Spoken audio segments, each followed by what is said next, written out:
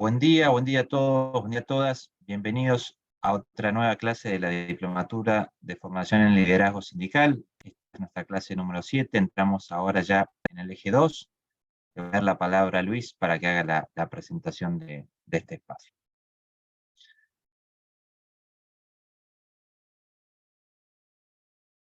Luis, estás muteado, ¿eh? Bueno, buenos días a todas y todos. Efectivamente, hoy comenzamos con el eje 2, un breve repaso para ubicar este eje. Si ustedes recuerdan, en el primer eje, que tiene que ver con centralidad del trabajo, modelo de desarrollo, lo que hicimos fue ver la fundamentación del proyecto de inclusión social y desarrollo regional que nos planteamos.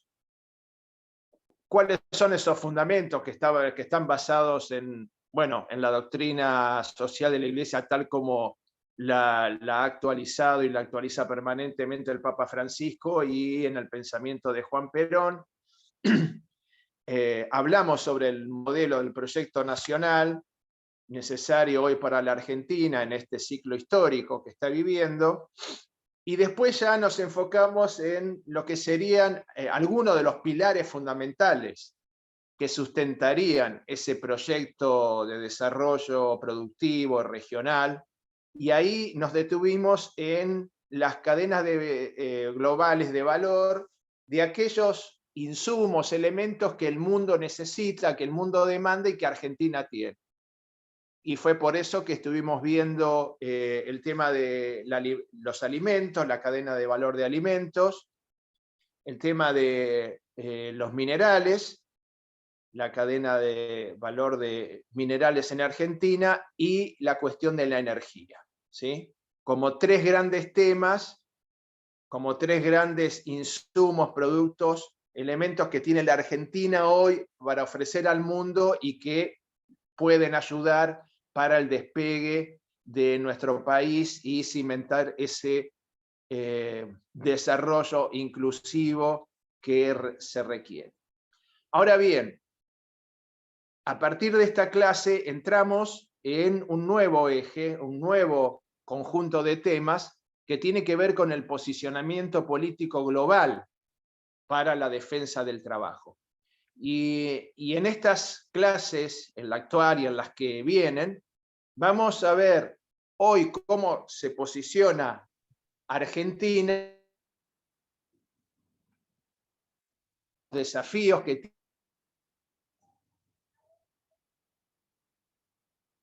específicamente en el tema del comercio, y eso relacionado con la geopolítica.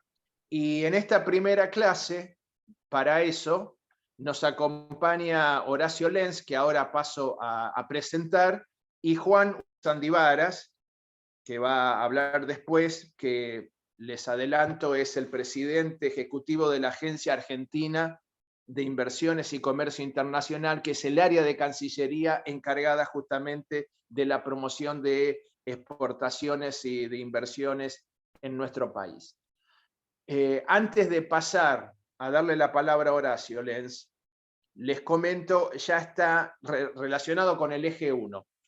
Ya está disponible, ya está disponible en la plataforma, y después en otro sitio que Fernando le va a explicar antes de pasar al trabajo en grupos, está disponible ya el cuestionario de evaluación del eje 1. Son 10 preguntas tipo multiple choice, muy sencillas, con haber participado de la clase, leído o escuchado las clases, se pueden responder, pero les va a servir a cada uno de ustedes como ayuda para repasar los principales conceptos y temas que hemos visto a lo largo del primer eje. Pero es importante y necesario que lo hagan para poder aprobar la diplomatura, ¿sí? Tienen que responder bien 6 por lo menos de las 10 preguntas que están ahí. Bueno, y ahora sí, pasamos entonces a la presentación de Horacio Lenz. Brevemente les comento que Horacio Lenz es profesor de geografía, tiene estudios superiores realizados en la institución de UNIFA en Río de Janeiro. En su momento ha sido director general de Relaciones Legislativas del Ministerio de Agricultura y también director de Relaciones Internacionales en la Cámara de Diputados de la Nación. Bueno, Horacio, gracias por estar con nosotros. Estás muteado, Horacio.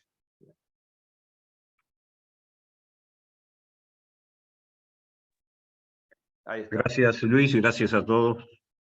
Para mí es un gusto, un honor trabajar con todos los compañeros y compañeras de los gremios. Yo tengo una idea que para el modelo de desarrollo de inclusión argentina en los eslabones del comercio internacional, los trabajadores son centrales y las organizaciones sindicales son centrales. Antes de entrar en la apreciación, me gustaría dar un ejemplo, que cuando se habla de capital y de inversión en el mundo, muchas veces se habla con un discurso monolítico sobre las bases económicas de bajar impuestos, y la mayor cantidad de las inversiones del mundo y los desarrollos económicos con cadena de valor y complejidades está más relacionado a la formación de los trabajadores que a la baja de impuestos. Las inversiones van a los lugares donde mayor formación de capacidades de trabajo existen y no en los países donde las infraestructuras se debilitan. Hoy vamos a aproximarnos a un tema que es el Estado y el comercio internacional. Somos la mayoría cuadros formados, sabemos de qué estamos hablando. El Estado es la organización administrativa de una nación que tiene el monopolio de la ley y de la fuerza, y el comercio es la interacción, el intercambio de bienes y servicios en distintos estamentos de la escala global, dentro de los territorios y fuera de los territorios. Para eso hay que tener sentado 3 elementos básicos en el desarrollo del comercio, que es la soberanía, la capacidad autonómica, la regionalización y la globalización. La soberanía es la capacidad de un Estado de tener margen de maniobra para sus acciones en todos los planos de la política nacional e internacional. La regionalización es la integración de la economía en la esfera y escala del territorio donde la nación pertenece, y la escala global es la presencia de una nación en el mundo. Todo eso no es lineal y todo eso se va combinando en función de las capacidades que tienen los estados de posicionarse en esos estamentos del comercio internacional y cómo funcionan los estados para acompañar ese proceso. Siempre se suele hablar de que producto de la globalización los estados y las naciones, la administración estatal pierde poder. Para mí, en mi apreciación personal, todo lo contrario. Los estados tienen más poder y tienen que tener más poder en capacidades de acompañar la complejidad del mundo que se viene. Oponerse a la globalización es imposible, pero sí perfilar los estados para hacerse cada vez más soberanos y más autonómicos y encontrarle los lugares y las capacidades de los estados para generar bienestar en la población que los representa. Hay un elemento central que a mí siempre me gusta discutir cuando hablamos de Estado y la capacidad que tiene el Estado de ordenar la vida pública de los ciudadanos, es la estatalidad. Ahí en el resumen lo planteo: la estatalidad es el instrumento que tiene el Estado para conseguir los objetivos y evaluar los resultados. Nosotros podemos tener una dimensión política de un Estado grande o chico, pero si no encontramos en él los resultados que nos proponemos conseguir, no tiene ningún sentido. El sentido del Estado es la estatalidad, la capacidad que tiene el Estado de imponer condiciones. Después, por supuesto, sí, el Estado tiene visiones políticas. Y sobre todo en el plano comercial, tiene visiones políticas de carácter comercial. Puede ser un Estado donde tenga mayor capacidad de integración a escala regional, Argentina, por ejemplo, que tiene un Estado soberano de relativa importancia con una mediana estatalidad, con una política de integración regional no profunda, y en una escala global desde el punto de vista comercial, donde penetran más productos que los productos que Argentina pone en el mundo. Nosotros en esos elementos, en esas parcelas del comercio internacional, tenemos muchas capacidades para desarrollarnos. Acá hay compañeros del sector automotriz, Luz y Fuerza, WOCRA, WON, etcétera, etcétera, donde los recursos y las capacidades de los sectores son inmensas para desarrollarlos en el futuro. Más allá, en otros espacios de actividades económicas que Argentina todavía no ha explorado en el comercio internacional y donde el Estado tiene que intervenir para potenciarlo. Lo que se llama la Pampa Azul, todo el desarrollo económico que puede existir y cadenas de comercio que puede existir en la Argentina en todo el frente atlántico de la Patagonia, que mal llamamos Atlántico Sur. Sería bueno que desde donde pertenecemos políticamente empecemos a llamarlo Mar Argentino. Atlántico Sur es una denominación que usan generalmente los británicos, donde es el Atlántico Sur.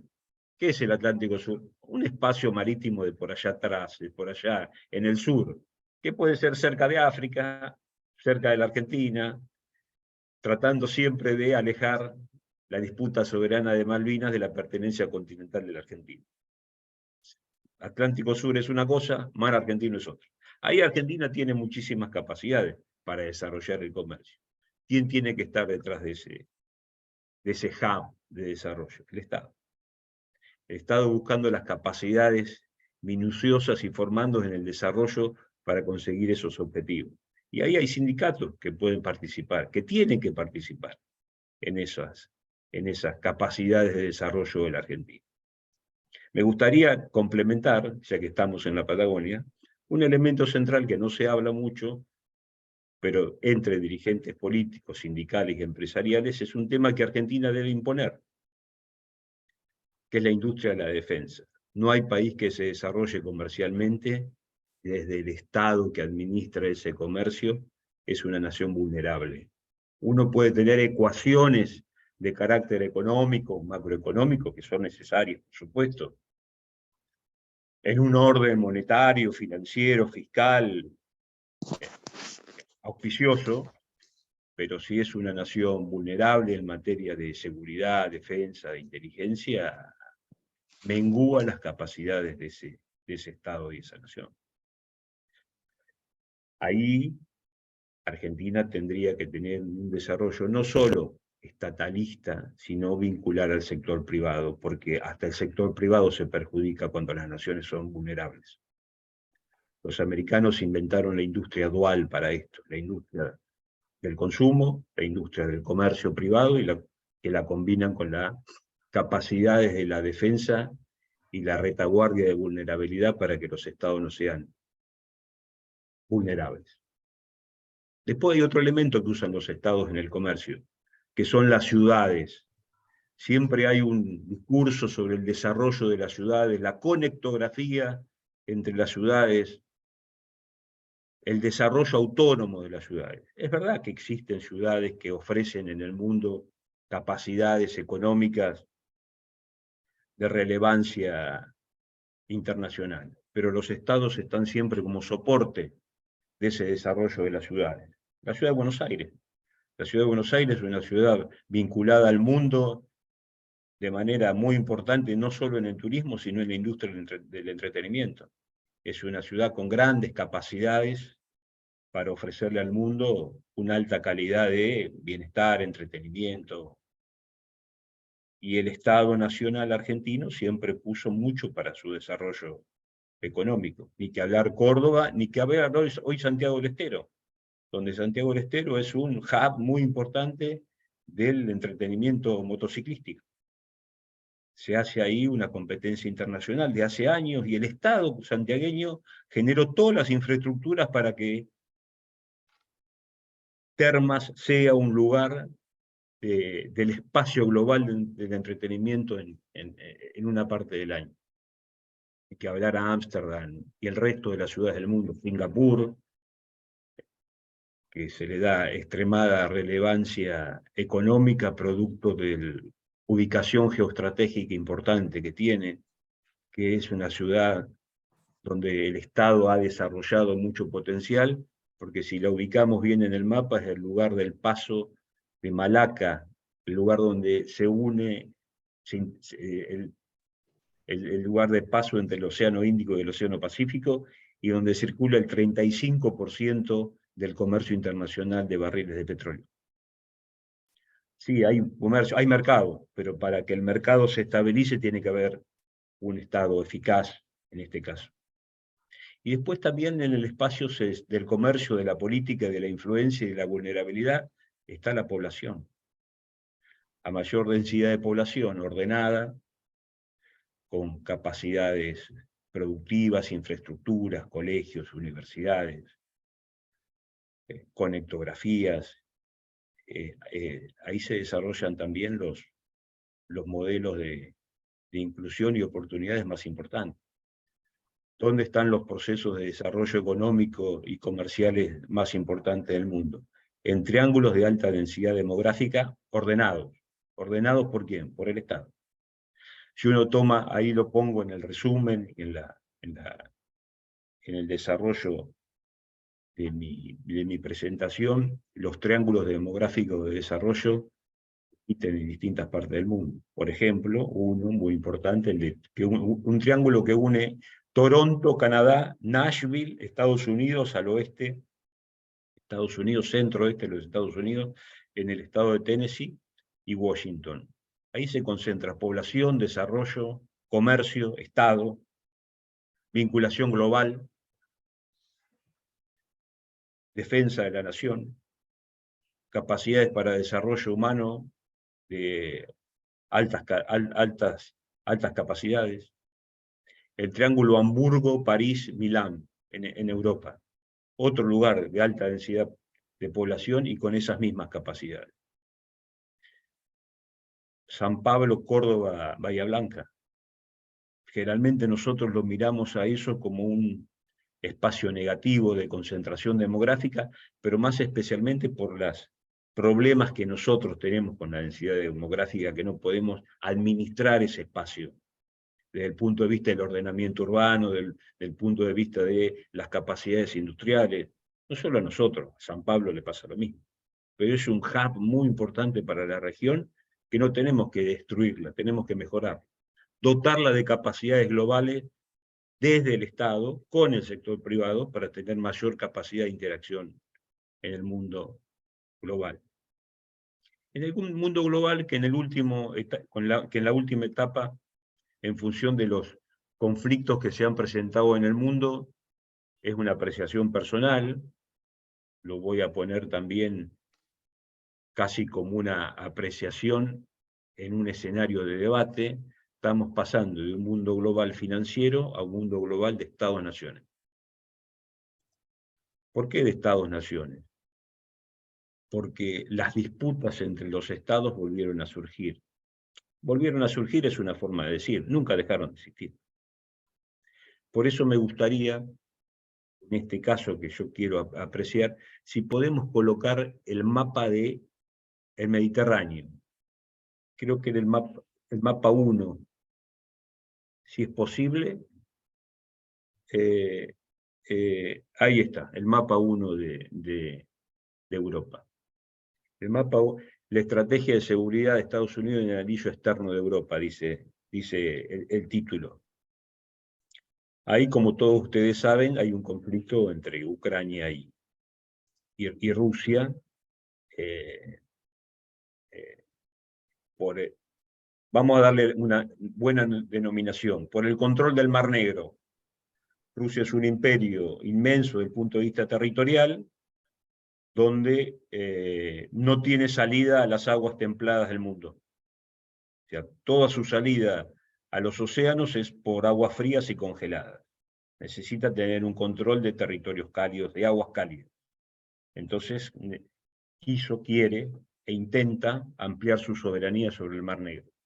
¿Eso qué generó? Obviamente generó una repercusión en las políticas internacionales de Europa continental y de Estados Unidos. Pero básicamente me gustaría nombrar el tema de Italia en particular. En Italia hay una muy buena combinación en el actual gobierno de la primera ministra Giorgia Meloni, una combinación entre el interés de la seguridad del Estado y de la nación y el comercio. La primera ministra Meloni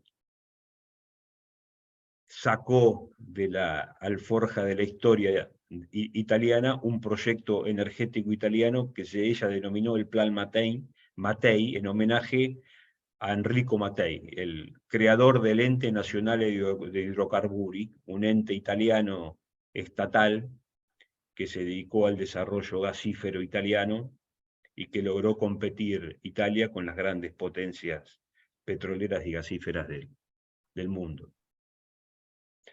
Este proyecto italiano de hoy, que combina inversión, desarrollo sobre los recursos naturales, capacidades tecnológicas de transporte y capacidades tecnológicas de extracción. ¿Con quién lo hace? Con inversión pública, con política de defensa y con securitización de la región. Seguridad para bajar la vulnerabilidad italiana, capacidad energética para tener influencia en el Mediterráneo y energía para tener Italia capacidad industrial de desarrollo y proveer al centro de Europa de la energía que le falta de Rusia.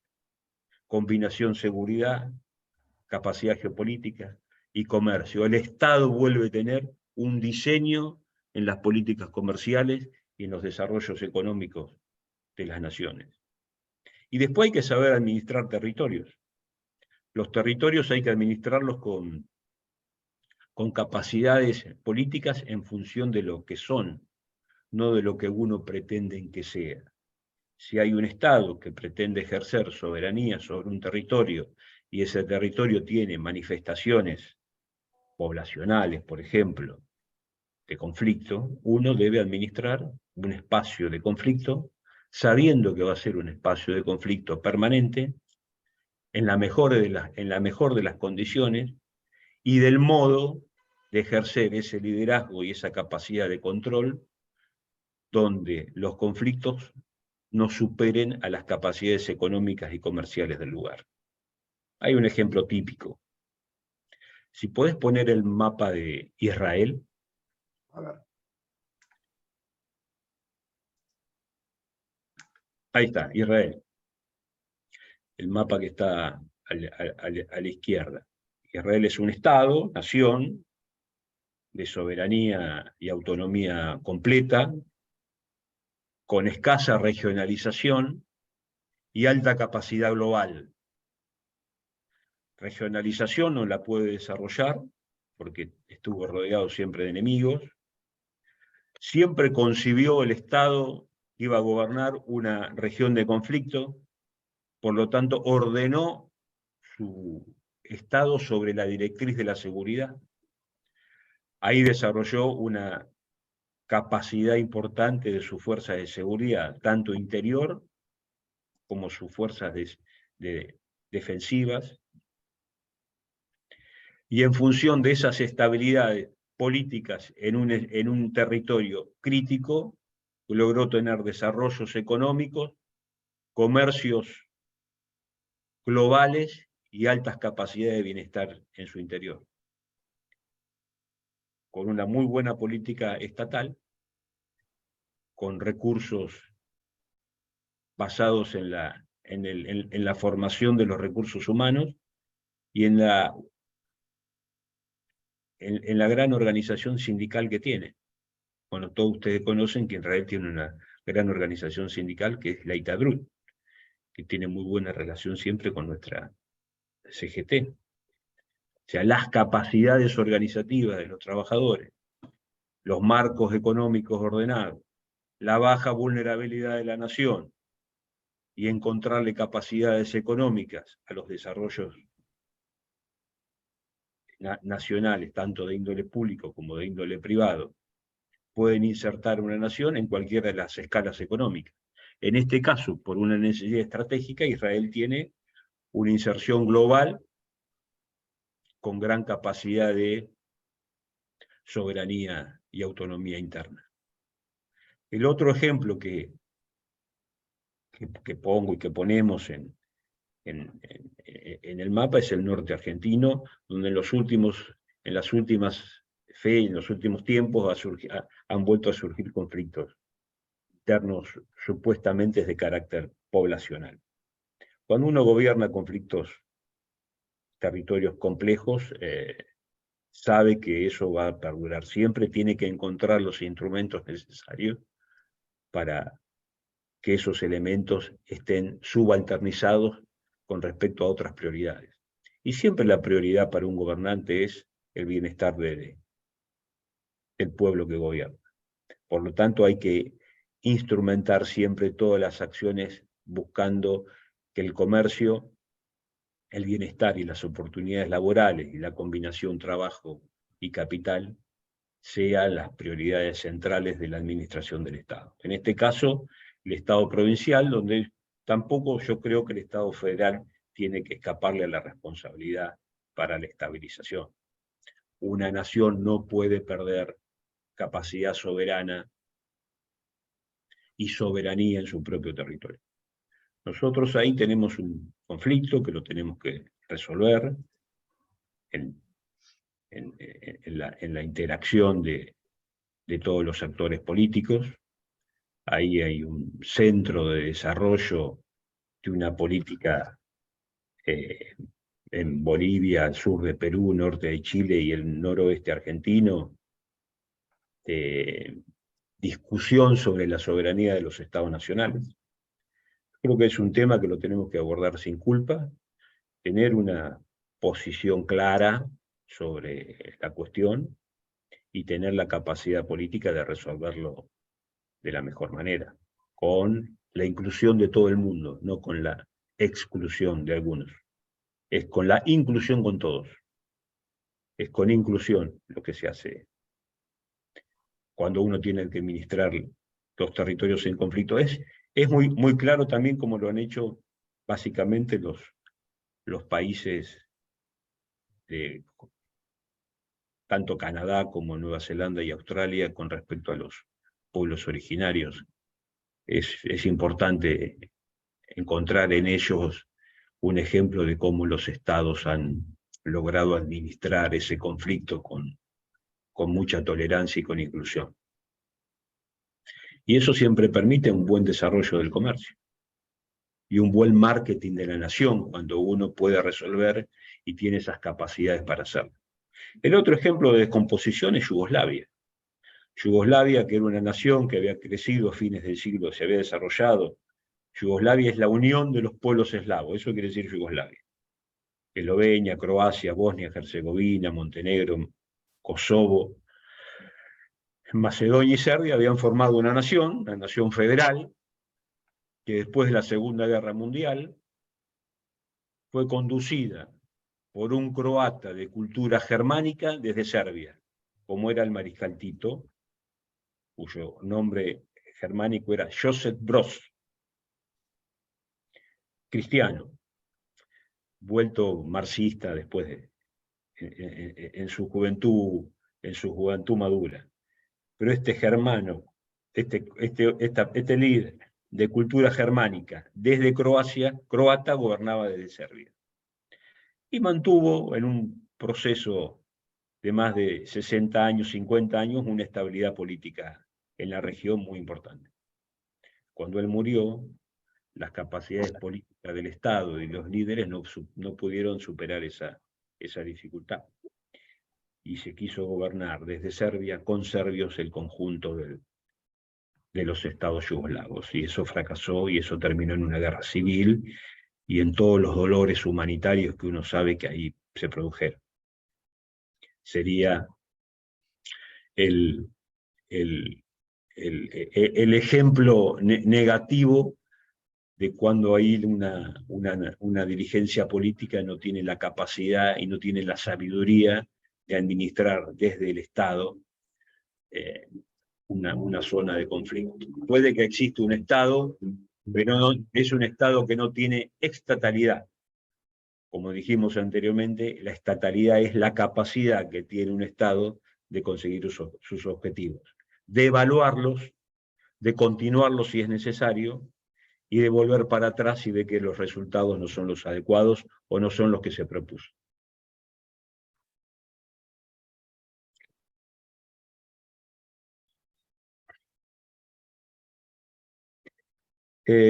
Para ir cerrando, en función del tiempo que me propusieron, me gustaría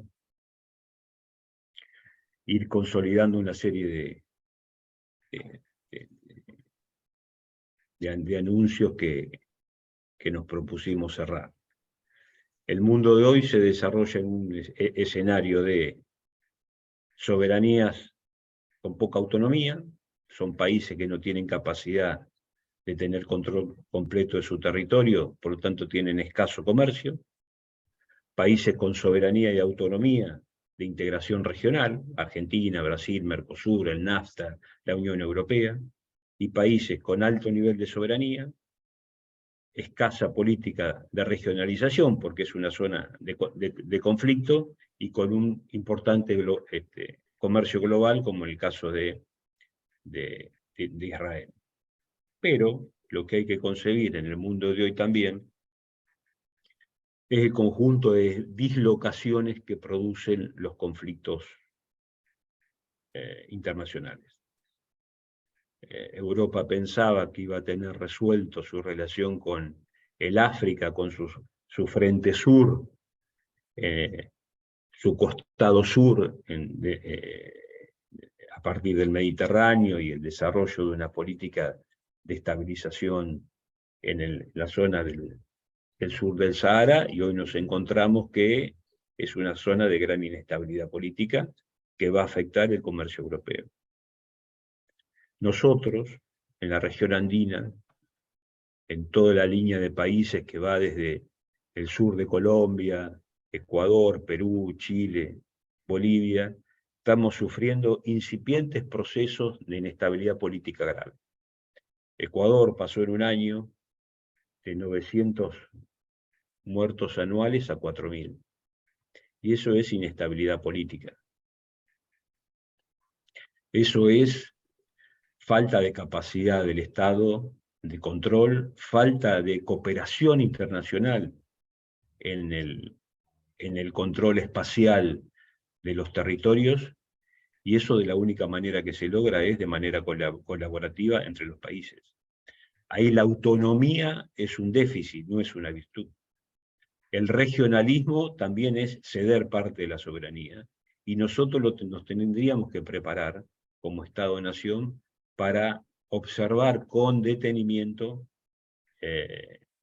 los problemas de estabilización política que ocurren en la región andina de la región sudamericana. Mejor dicho, en el espacio andino de la región sudamericana. Hay que procurar bajo todo concepto que esa inestabilidad se proyecta hacia nuestros países, porque va a afectar nuestras capacidades económicas. Las grandes capacidades económicas de los países se producen por estabilidad. Por estabilidad, como dijimos, y por reducción al máximo de las vulnerabilidades que tienen los países. Cuando uno ve que un país es vulnerable, puede tener inclusive algunos datos macroeconómicos no felices o no buenos. Pero cuando un país es vulnerable, sus capacidades de negociación siempre se aminoran, disminuyen nuestras capacidades. Y desde el punto de vista de nuestro país los estamos viendo. Cuando vos tenés vulnerabilidades financieras, vulnerabilidades monetarias, una región inestable a la que perteneces, tenés menor capacidad de negociación. Me habían pedido, Luis, que dejara como consigna un ejercicio, ¿no es así?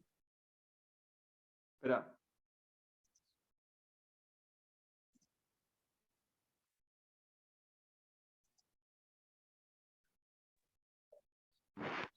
Hola. Sí, Sí, sí. Pero la consigna la mencionamos después nosotros antes del trabajo en grupos.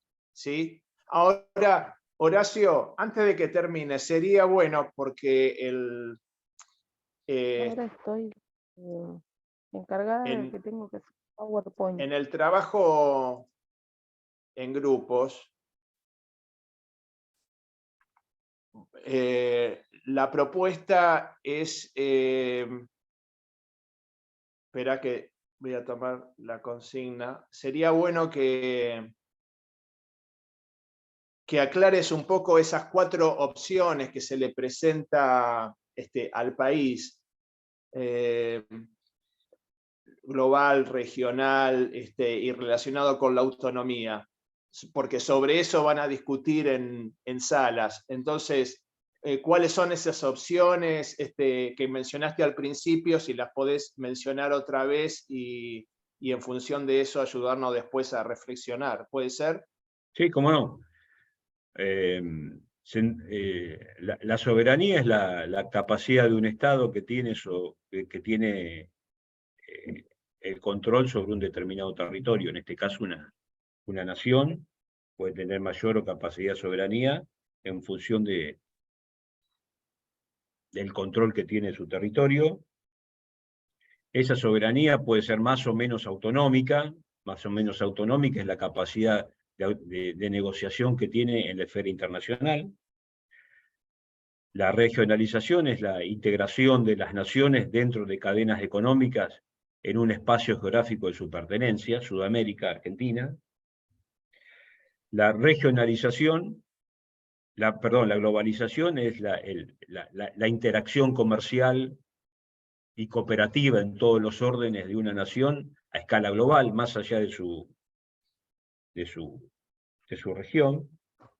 Y después habíamos hablado que había estados soberanos autónomos con gran capacidad con gran capacidad globalizadora, habíamos dado el ejemplo de Israel, pero escasa capacidad de integración regional, producto de circunstancias particulares, de un escenario regional de casi en un estado de guerra permanente.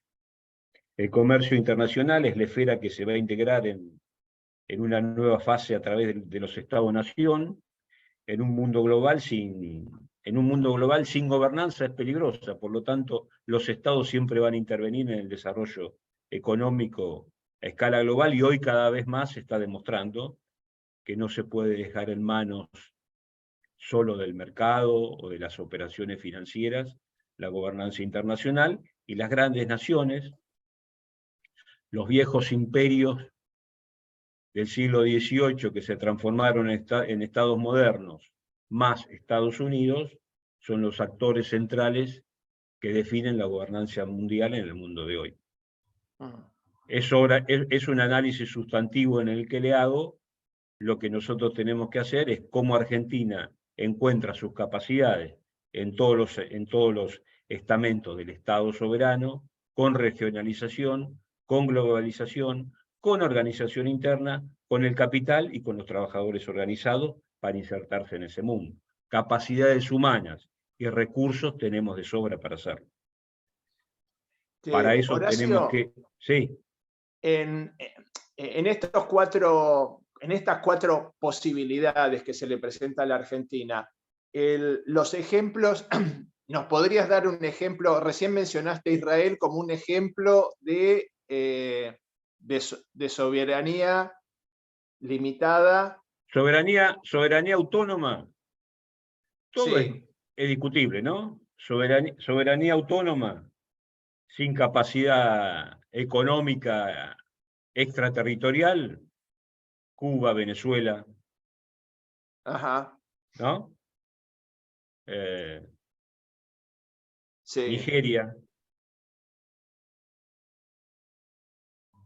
Después habíamos dicho, en la segunda etapa era soberanía limitada con regionalización. Mercosur, una soberanía limitada donde uno cede parte de la soberanía para integrarla en una economía regional.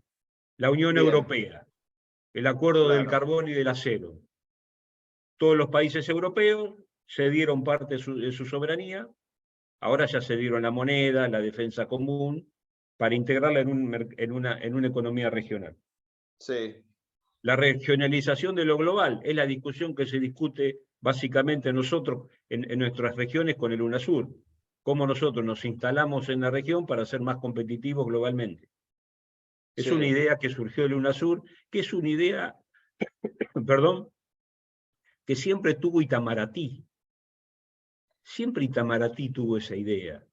Lo habíamos hablado el año pasado cuando hicimos la aproximación a la política regional, que siempre la estrategia de Brasil es la regionalización para la globalización.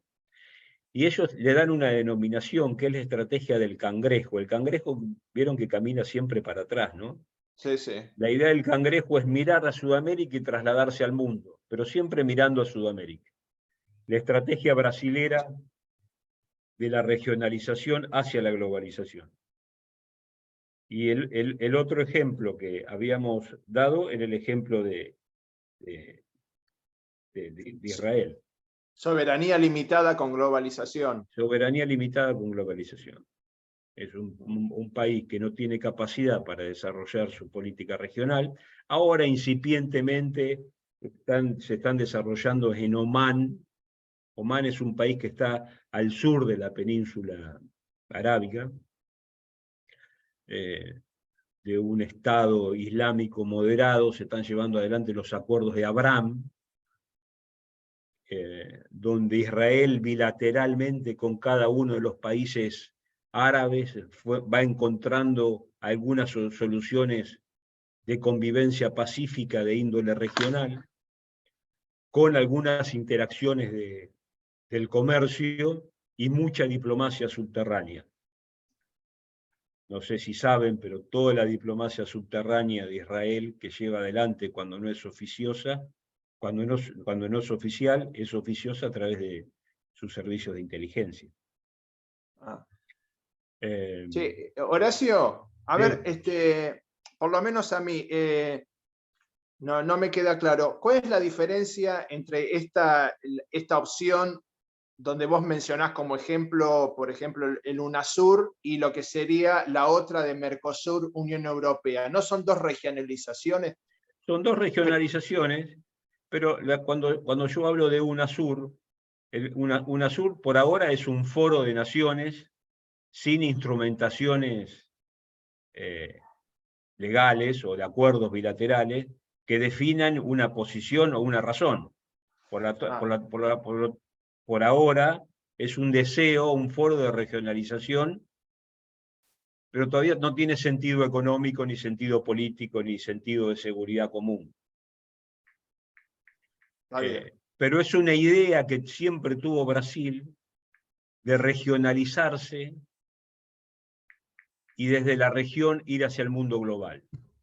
Hay un objetivo que siempre se dice con Brasil, que Brasil busca la regionalización para usar la regionalización y sentarse en la mesa, en la silla permanente del Consejo de Seguridad de las Naciones Unidas. Para sentarse en esa mesa del Consejo de Seguridad de las Naciones Unidas, tenés que llevar a ese lugar algo más que vos mismo. Claro. India puede tener esa capacidad, tiene población, tiene capacidad industrial, tiene proyección militar sobre el Océano Índico, es el tapón geopolítico contra China, tiene un comercio global, la escala global, de otro ejemplo de país de soberanía con escasa política de regionalización comercial y un alto volumen de comercio global, la India. Claro. Brasil necesita para sentarse en la esfera internacional, un soporte regional para instalar. Eso sería el ejemplo de regionalización para la globalización. No sé si quedó entendido, sí. Luis. Sí, de acuerdo.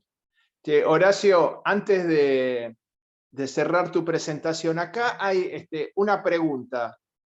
¿Te la puedo hacer? Actualmente coexisten dos... A ver, no, vos nos dirás si es así. Actualmente coexisten dos visiones en cuanto a la defensa nacional a través de las Fuerzas Armadas. Una, la visión técnica profesional de un sector de la sociedad dedicada a las cuestiones de defensa, y otra posición, la de Nación en Armas, enunciada en su momento por Perón en el modelo argentino. ¿Es así? Y si es así, esta última visión sería la de Nación en Armas, ¿no? Sería la más propicia para la Argentina. ¿Cómo lo ves? Yo soy de la idea que Argentina tiene que tener, como tiene hasta hoy, una estrategia de defensiva.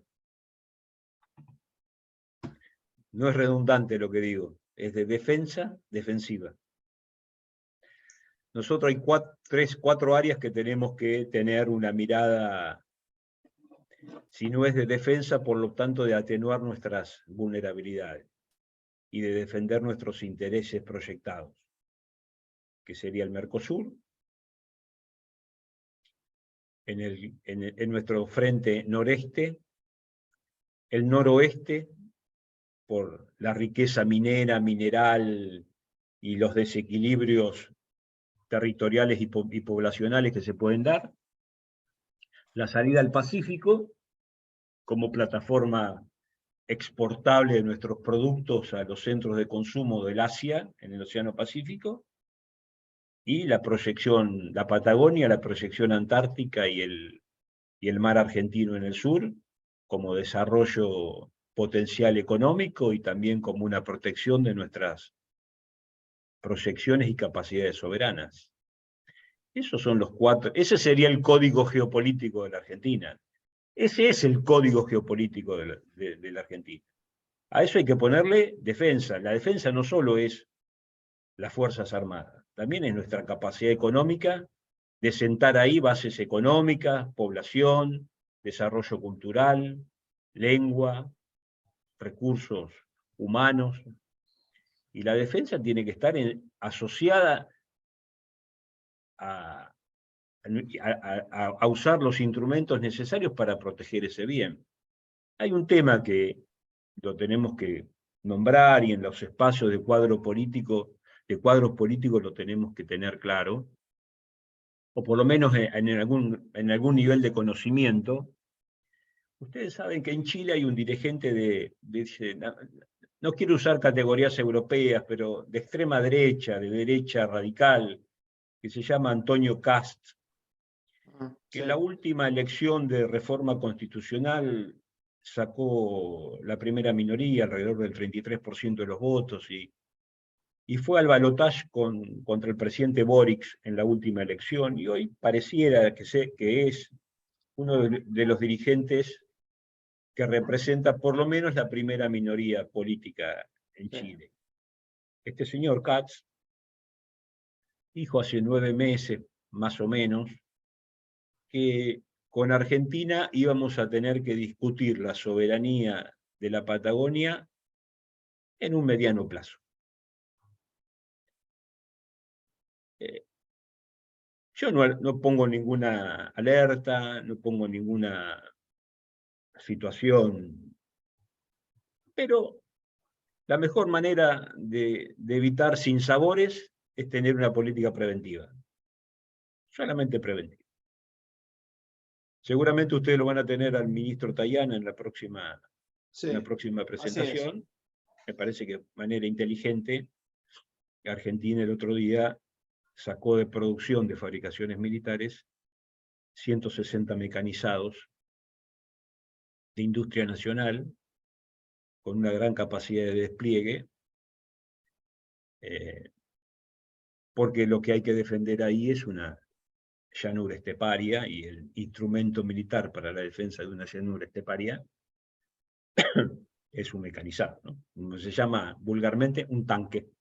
Claro, exacto. Pero desde una posición militar de defensa defensiva. Pero yo soy de la idea de que cuando el comercio atraviesa las fronteras, es mejor que atraviese la frontera el comercio y no los tanques. Entonces vayamos por ahí.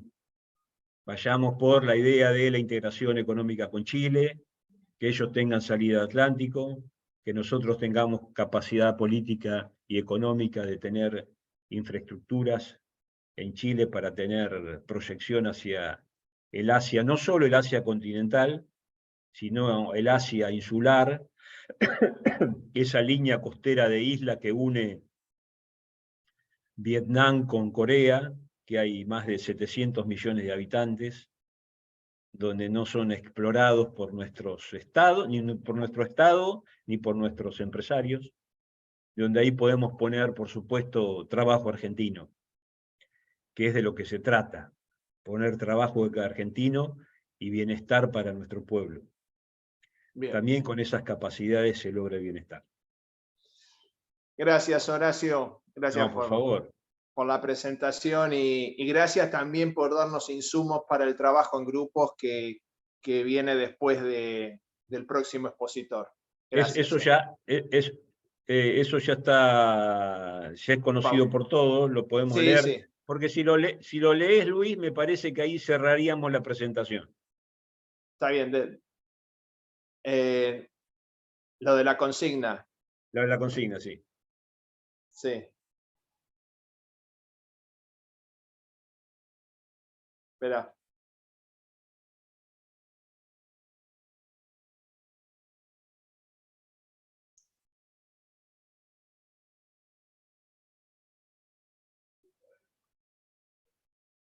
Sería analizar desde el punto de vista de las organizaciones gremiales que integran el grupo, cuánto le conviene la mayor o menor influencia en el comercio de estos 4 factores, soberanos, regionales y globales en 4 instancias combinadas. Soberanía con autonomía, soberanía limitada con regionalización, regionalización con globalización, soberanía limitada con globalización. Serían las 4 opciones, ¿no, Horacio? Sí, ¿Y cuál le convendría hoy a la Argentina, o por lo menos pensar de acá a futuro, cuál sería la más conveniente? Sí, no solo qué le convendría a la Argentina, sino que estoy seguro que cada sector sindical que pertenece a determinado espacio económico, a determinado actor económico, va a tener visiones diferentes. Seguramente. Porque seguramente no es lo mismo lo que piensan los compañeros que trabajan en WOCRA con los compañeros que trabajan en SMAT, o en WOM, o en Luz y Fuerza. Bueno, la razón de las naciones, de los gobernantes, es también conciliar todos esos intereses para que todo el mundo tenga una cuota de beneficio en una estrategia de desarrollo común, por supuesto siempre con inclusión y con justicia social. Por eso pensamos de una determinada manera. Así es. Bueno. Gracias, Horacio. No, gracias a ustedes, un abrazo grande. Bueno. Y Y para pasamos mí, entonces. Sí. Dejamos ya de compartir pantalla. Juan, ¿estás conectado? Buenos días. Sí, aquí Hola, estoy. hola, Juan, buenos días. Bueno, te presento. Nuestra próxima presentación va a estar a cargo de Juan Usandivaras, que es graduado en Comercio Internacional, tiene un máster en Administración de Empresas, es docente en la Universidad Católica Argentina y en la Universidad de 3 de Febrero, y actualmente es el presidente ejecutivo de la Agencia Argentina de Inversiones y Comercio Internacional, que es el área de promoción de exportaciones y de inversiones en la Cancillería. En su momento fue también director ejecutivo de la Fundación Exportar. Buenos días, Juan. Bueno, gracias por acompañarnos hoy en esta clase. Bueno, buenos días a todas y todos. Muchísimas gracias, Luis, por la presentación. Quisiera arrancar por saludar al maestro Horacio Lenz.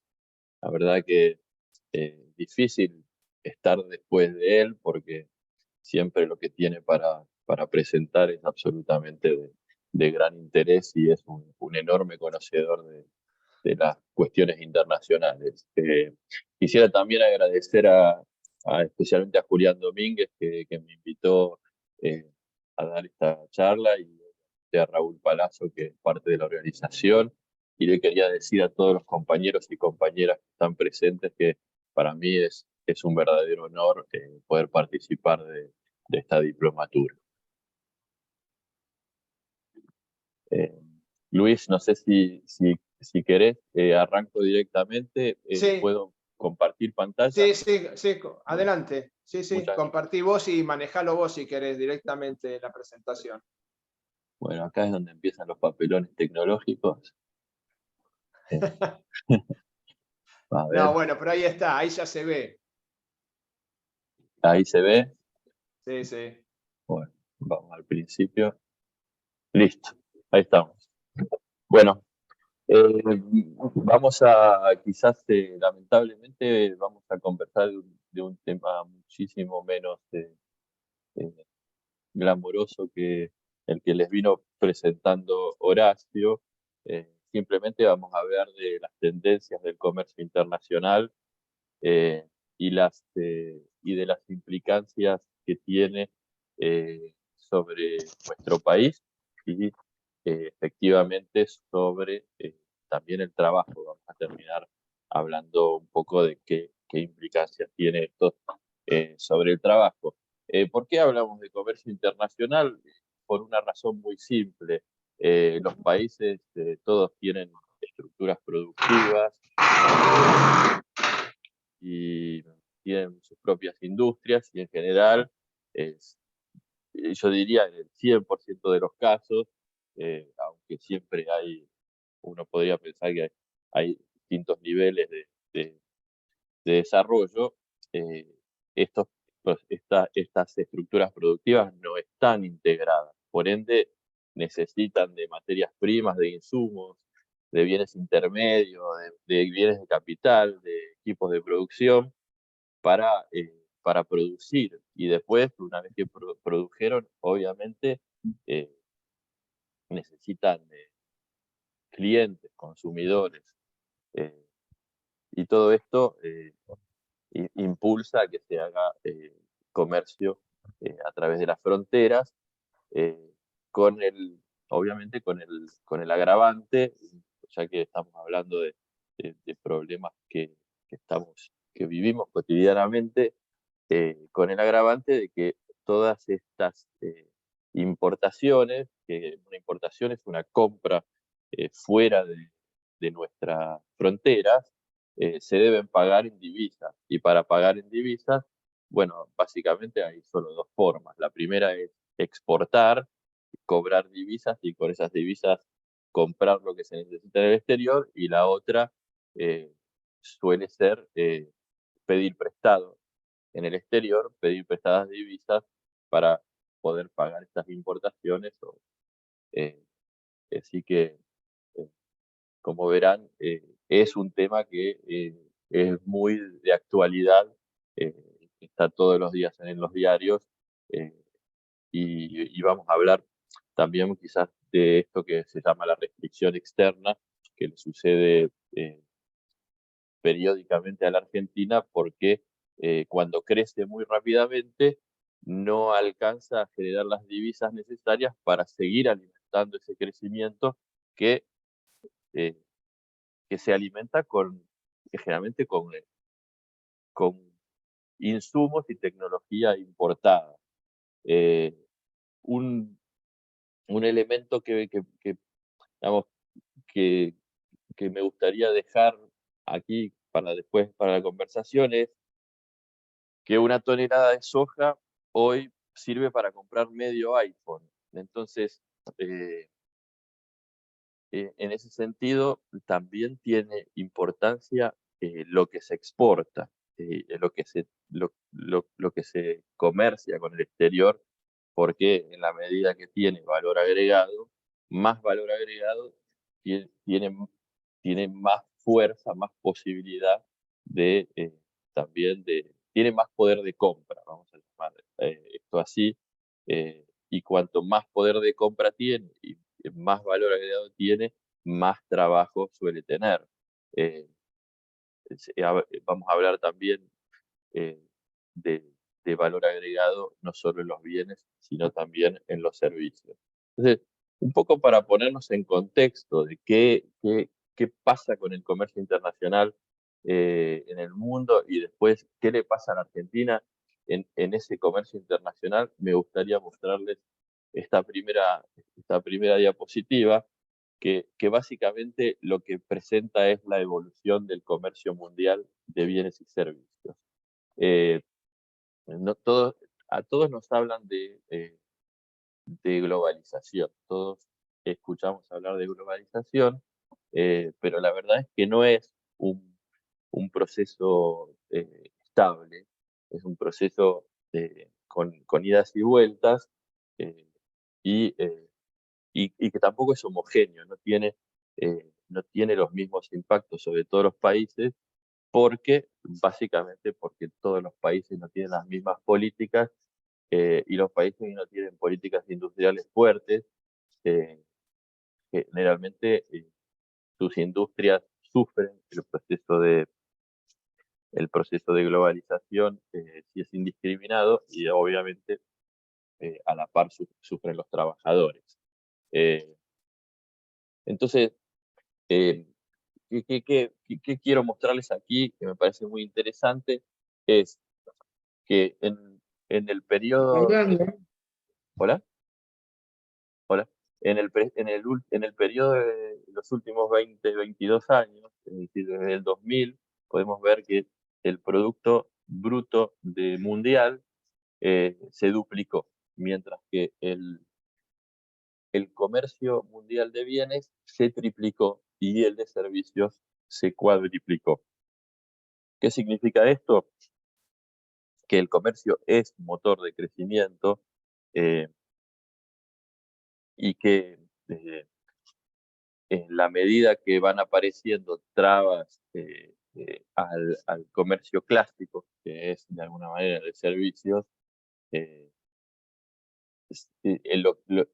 aumenta más rápidamente el comercio de servicios porque el comercio de servicios de alguna manera salta mucho más fácilmente las fronteras. Todos conocemos el ejemplo en Argentina quizás del desarrollo de software. El desarrollo de software es extremadamente difícil digamos, es difícil hacer una gestión del comercio de software porque simplemente sucede de la computadora de alguien en un barrio de la Argentina con una computadora que puede estar en Singapur, en Hong Kong, en Estados Unidos, y para los organismos que administran, que gestionan el comercio, puede llegar a ser absolutamente invisible.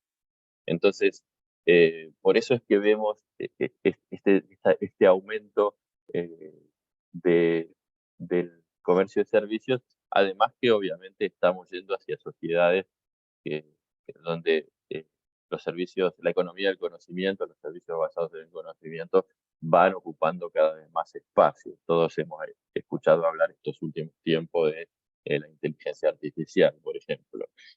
Algo que me gustaría remarcar antes de pasar a la próxima diapositiva es que desde el 2008 y también desde la pandemia el comercio ha cambiado su dinámica y ha empezado a frenarse, lo que nos trae nuevos desafíos, especialmente a los países más pequeños.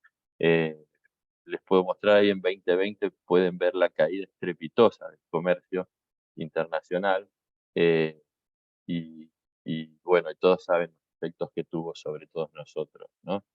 ¿Qué pasa con Argentina en el comercio exterior? Bueno, como podrán ver aquí, la participación argentina en el comercio mundial, la participación de nuestras exportaciones en el comercio mundial es, vamos a decir así, insignificante.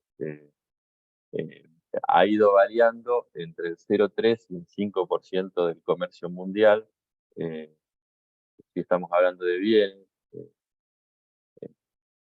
y bueno, y si hablamos de servicios es igual de insignificante o más.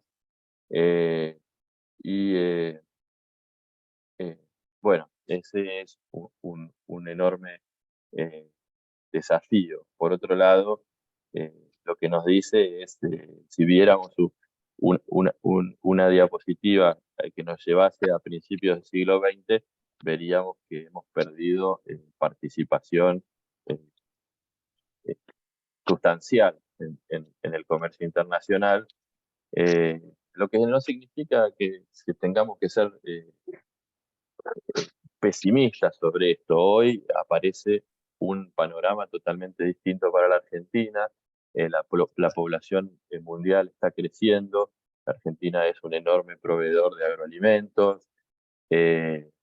La transición energética también nos posiciona como proveedor de energías tradicionales a través de vaca muerta, pero también de energías renovables, con todo el potencial que tiene la Argentina para el hidrógeno de todos sus colores, pero también nos posiciona con un enorme potencial para participar de las cadenas de valor de la electromovilidad, a través primero de nuestra posesión de materias primas como el litio, ¿no? Así que yo diría que sin hablar de la capacidad y de la preparación de nuestros recursos humanos que nos posicionan como el primer jugador en términos de economía del conocimiento de América del Sur, ¿no? Y eso no tenemos que olvidar. Así que presencia insignificante o muy pequeña, pero diría yo, con un panorama optimista. ¿Qué pasa con la evolución de los volúmenes de comercio? Es decir, esto que veníamos diciendo, somos muy pequeños, sí, ¿y qué pasa? ¿Y hacia dónde vamos y qué está pasando? Bueno, y como vemos también aquí, nosotros somos un país que en volúmenes no evoluciona. Es más, si nos fuéramos un poco más atrás, veríamos que hace 20 años que los volúmenes de exportación en Argentina son los mismos. Entonces, cuando, por ejemplo, el año pasado hablamos de récord de exportaciones, lo que estábamos diciendo era básicamente que lo que seguimos vendiendo casi la misma cantidad de bienes, salvo que los precios son muchos más mayores, fueron muchos mayores por razones que todos conocemos, como la guerra entre Rusia y Ucrania, ¿no? Esto no le sucede a todos los países. Como pueden ver, Brasil, Canadá, Australia, Estados Unidos, pusimos estos países porque de alguna manera tienen una matriz exportadora que podría ser comparable a la Argentina, porque, digo, salvo Estados Unidos, que es enormemente diversificado, porque de alguna manera son países que exportan de alguna manera insumos con poco valor agregado y bienes del sector agroalimentario. Aquí tenemos un desafío. El desafío es exportar más. ¿Por qué? ¿Por qué no exportamos más? ¿No? Después vamos a hablar de eso. ¿Puedo pasar esto?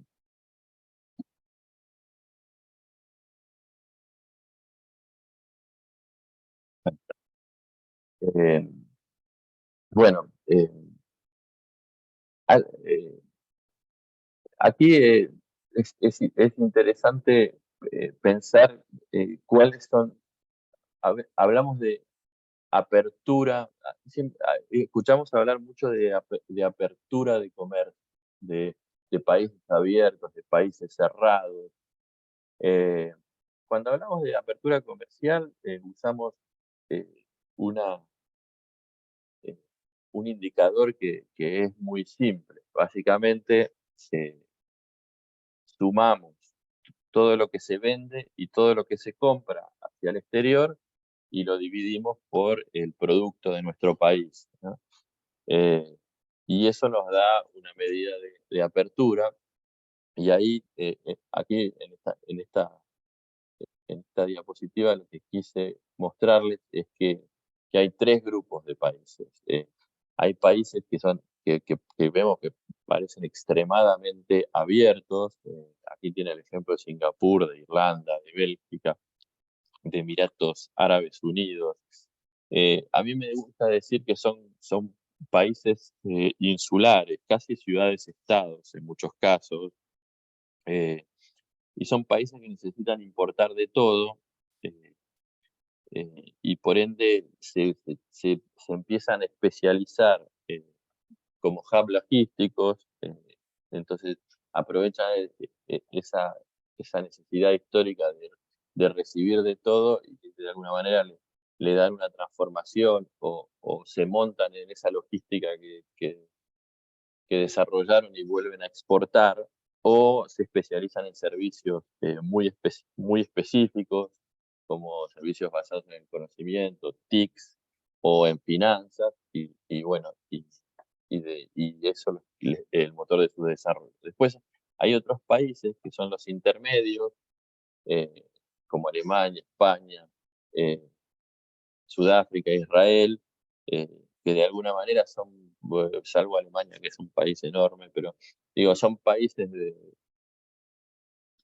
diría yo, de medianos, de desarrollo económico y poblacional y geográfico mediano, eh, que, que basan su desarrollo en su industria. La industria, cuando hablamos de industria, puede ser la industria turística, la industria agroalimentaria, pero digo, basan su desarrollo en eso y comercian con el resto del mundo. Y después hay países mucho más cerrados, y esos países cerrados eh, generalmente son países muy grandes, autosuficientes, casi continentales. Eh, bueno, Estados Unidos es un ejemplo perfecto, Australia, Argentina, incluso China y Brasil, son todos países cerrados, de alguna manera porque históricamente han tenido capacidad de más autosuficiencia, eh, y bueno, y algunos tienen vocación proteccionista, ¿no? Hamilton, que era el primer secretario del Tesoro de Estados Unidos, fue el primer gestor de la política de protección de la industria norteamericana a través del siglo XVIII. Y eso permaneció como, de alguna manera, como un aspecto cultural de los Estados Unidos, ¿no? Eh, como les decía hace rato, el comercio global se viene, está afectado en los últimos tiempos por una creciente desaceleración. Y esto se debe a que hubo algunos hitos que empezaron a generar gran cantidad de medidas restrictivas.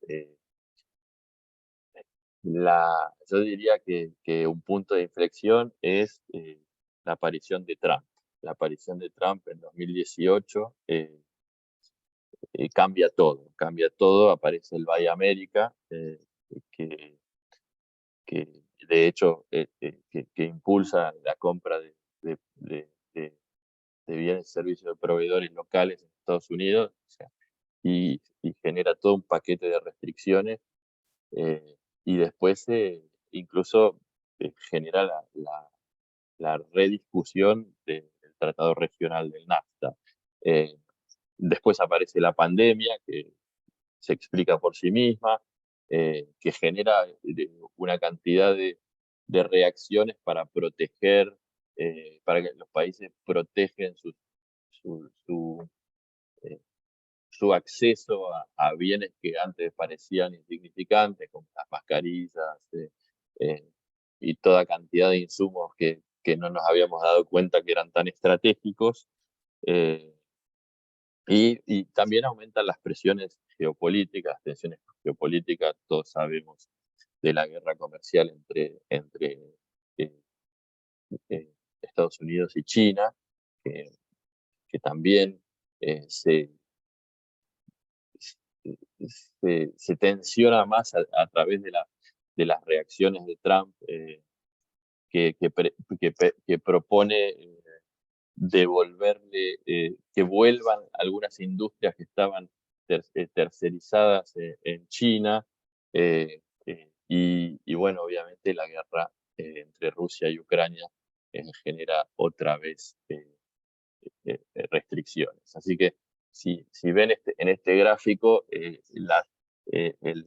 la línea roja son las restricciones que no paran de crecer, y las líneas azules son medidas liberalizadoras. Están absolutamente muy por debajo de las restricciones, ¿no? Aquí me gustaría que hablemos de qué pasa con la historia del comercio y acá vemos la tendencia eh, muy explícita, ¿no? Desde que entra China a la OMC en el 2001, se rompe ese privilegio que tenía Estados Unidos de ser el principal socio comercial del mundo.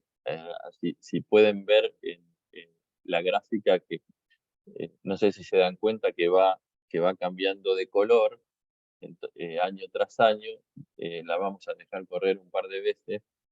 Se pueden dar cuenta cómo va pasando de color desde que empieza en 1980, que todo el mundo es azul, es decir, que comercia con Estados Unidos, y en la medida que China empieza a insertarse en el mundo, fíjense cómo se va pintando de rojo hasta casi ocupar un lugar totalmente dominante en términos de la participación en el comercio. Entonces, China hoy es el socio mayoritario, el socio principal de casi todos los países del mundo. Van a ver que en algún momento, ya no me acuerdo si es en el 2008, 2009, también Argentina se pinta de rosa. Y bueno, y lo ha vuelto, esto cierra en 2018, no me acuerdo si fue en el primer trimestre del 2020 o 2021, también volvimos a tener a China como primer socio comercial. Así que esto es muy interesante porque rompe eh, lo que era el, el mundo polarizado, y se apareció la multipolaridad. Aquí les quiero mostrar lo mismo, algo semejante. Si tomamos, el G7 no existía en 1948 y hoy tampoco existe como lo venimos conociendo, porque la Federación Rusa ha sido excluida del G7, pero si comparamos la participación de lo que llamamos históricamente los países del G7 en tres momentos muy distintos de la historia, es decir, entre 1948 y 1989, entre 1990 y el 2008, y después de la crisis del 2008, vemos como el G7 va perdiendo participación en el comercio mundial, eh, va cayendo sistemáticamente, y como China y el sudeste asiático, que están pintados de verde, empiezan a tomar una relevancia muy, muy grande, ¿no? Así que vamos de un mundo bipolar, entre Estados Unidos y la Unión Soviética, a un mundo unipolar dominado por Estados Unidos hasta la crisis de Lehman Brothers, y hoy estamos en un mundo multipolar donde aparece esto, que es que algunas potencias ascendentes que ustedes habrán escuchado nombrar como las BRICS. Las BRICS son Brasil, Rusia, India, Sudáfrica y China. Hay países que aquí no están nombrados, pero que yo creo que forman parte de esas economías, por ejemplo, Corea del Sur, Indonesia y Vietnam. Fíjense cómo empiezan a tomar, tomar espacio en la participación, su participación en el Producto Bruto Mundial. Este gráfico está en PPP. El PPP es paridad de poder adquisitivo, es una forma de hacer comparables los ingresos de los ciudadanos de todos los países. Y bueno, como vemos, el G7 cae sistemáticamente en su participación en el PBI, y los países de desarrollo intermedio, las potencias ascendentes, empiezan a ocupar una gran parte del, del producto mundial. ¿Qué pasa con esto? Bueno, significa que los patrones del comercio, los flujos del comercio se empiezan a modificar. Pero, digo, esto no nos dice nada si no miramos el nivel de complejidad o de sofisticación o de desarrollo que hay dentro de las exportaciones de cada país. Entonces, aquí lo que les quiero mostrar es simplemente que la OCDE usa una medida, un indicador de desarrollo de la complejidad económica de las exportaciones. Y como vemos, cuanto más clarita es, más sofisticada es, y supuestamente más grado de valor agregado tiene. Y estos mayores grados de valor emanan básicamente de las economías de Norteamérica y de la Unión Europea. Los países que tienen menos valor en sus exportaciones son los países africanos, y la Argentina de alguna manera se encuentra al nivel de África del Sur, Rusia, India. Y aquí, bueno, esto es básicamente el emergente de nuestro perfil de exportador agroalimentario, ¿no? $1 cada 2 de las exportaciones argentinas viene del agro. Este índice, yo diría que también es hasta cierto punto subjetivo, ya que no tiene en cuenta la cantidad de tecnología y de valor agregado que hay hoy en las cadenas agroalimentarias. Así que, pero me parece interesante mostrárselo porque cuanto más complejidad hay en la exportación, más trabajo hay en la exportación, ¿no? Así que eso también incide. Juan, te quedan 10, 12 minutos más o menos. Perfecto. ¿Esto qué significa? Que lo que se exporta importa, básicamente. Y vamos viendo, les quiero mostrar acá simplemente que, digamos, que nuestras economías se pueden ver en términos de, por ejemplo, cuántos productos manufacturados se exportan en términos del el total de sus exportaciones.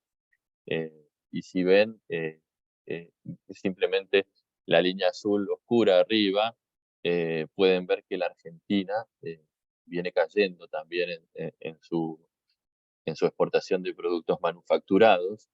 Y acá hay una cosa muy, muy interesante, que es que se puede observar el impacto inmediato, casi inmediato, de una muy mala política industrial. Si miran a partir del 2015, el daño que hizo el gobierno de Macri en la agregación de valor de las importaciones es cataclísmico, ¿no?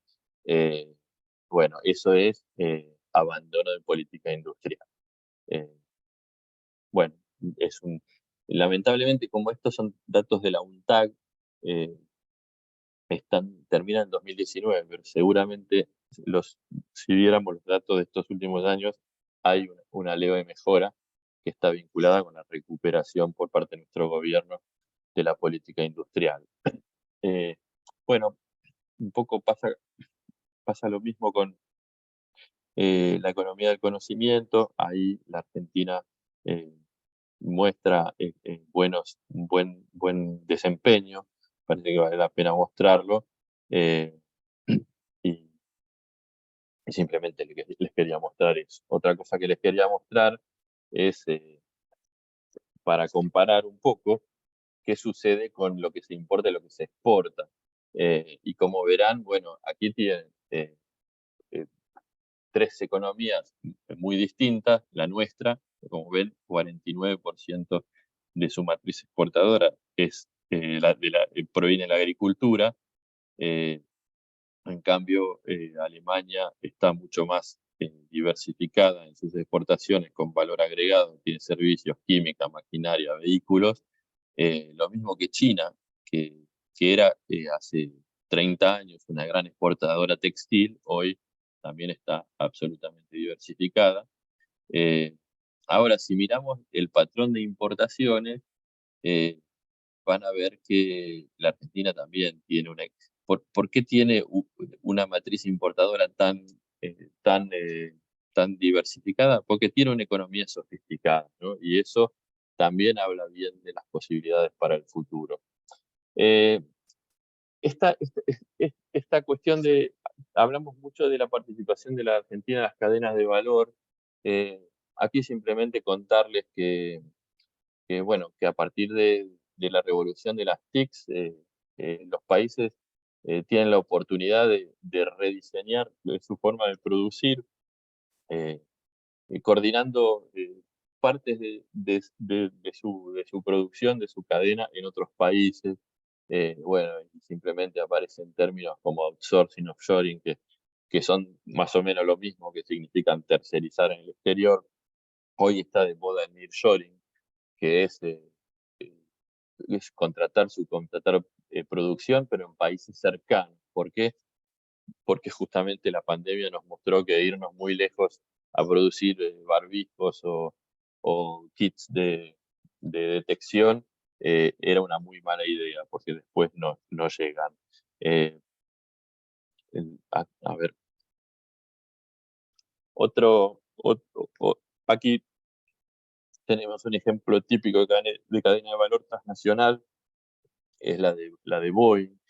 Bueno, no hay mucho para decir, simplemente decirles que las grandes empresas aprovechan todos los acuerdos regionales para producir, diseñar en un lugar, producir en varios lugares lo que mejor corresponde, desarrollar la campaña de marketing en otro lugar, etcétera, etcétera. No hay ninguna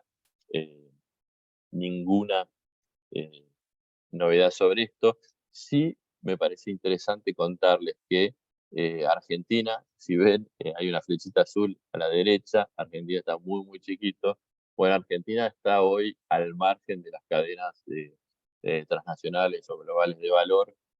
Las cadenas la CEPAL habla de 3 fábricas mundiales. La fábrica coordinada por China y todo el sudeste asiático, que empezó hace muchos años como la fábrica Japón y después China tomó preponderancia.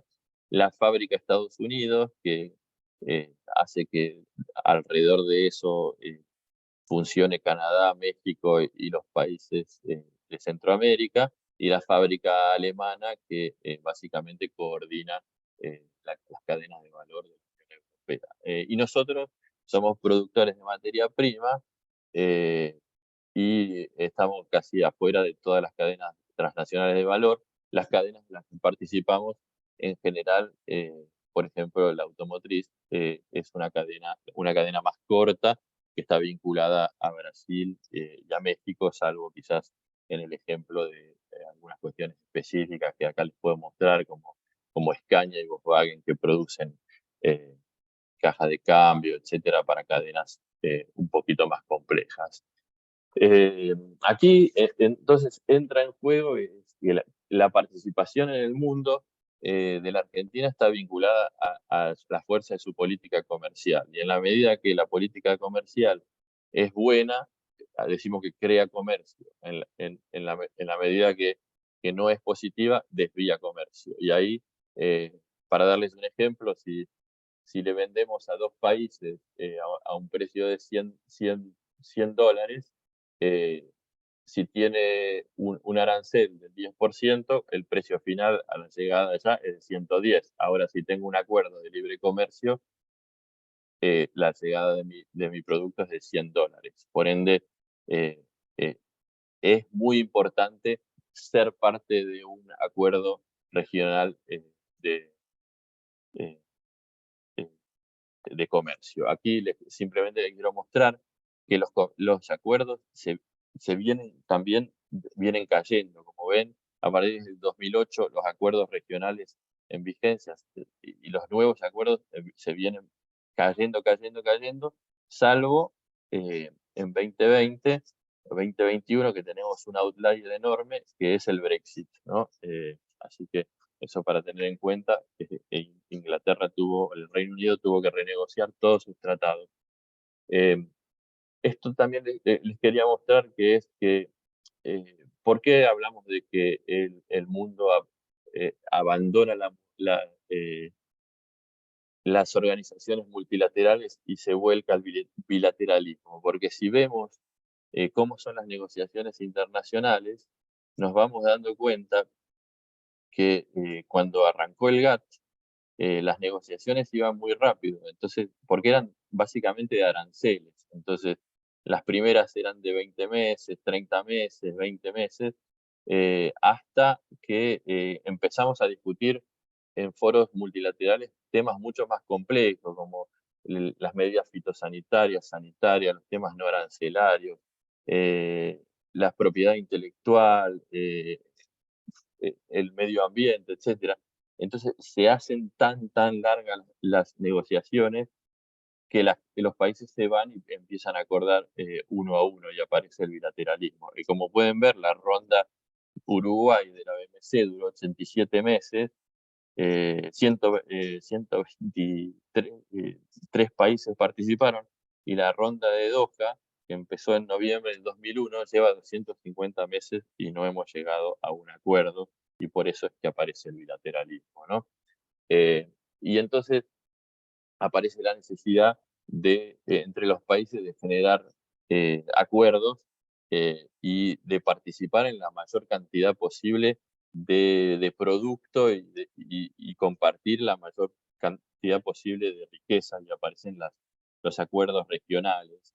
Y aquí simplemente les quiero mostrar eh, para que se den cuenta de por qué nosotros decimos que es importante estar en el Mercosur, pero el Mercosur solo engloba 4 países y 2.4% del producto eh, eh, mundial. Y si vamos de una punta a la otra, podemos ver que el RCEP, que es el acuerdo entre ASEAN más Australia, China, Corea del Sur, Japón y Nueva Zelanda, la Asociación Económica Integral Regional, se llama así, 15 países ya hoy engloban 30% del PIB mundial, y eso en la medida que van generando escala, y los que quedan afuera tienen cada vez más dificultades, porque la escala es tan grande que ya no hay muchos incentivos para que participen en el comercio de esa zona otros, si no es aportando solamente materias primas, que es lo que nos pasa. Nosotros tenemos hoy el paliativo de Aladi, que es el mayor grupo latinoamericano de integración. ¿Y por qué es importante al ADI para nosotros? Porque es el receptor de nuestras exportaciones con valor agregado, ¿no? En general, el comercio intrarregional es el que recibe la mayor cantidad de valor agregado. Aparecen también nuevos desafíos que cambian completamente la visión del comercio y del por qué hacemos comercio, que son lo que llamaría yo la nueva gobernanza, que, por ejemplo, está asignada por la emergencia climática. En estos días se habla mucho del acuerdo con la Unión Europea-Mercosur, y se habla mucho del Green Deal, del Pacto Verde Europeo. El Pacto Verde Europeo pretende ser una nueva gobernanza climática o medioambiental, y de alguna manera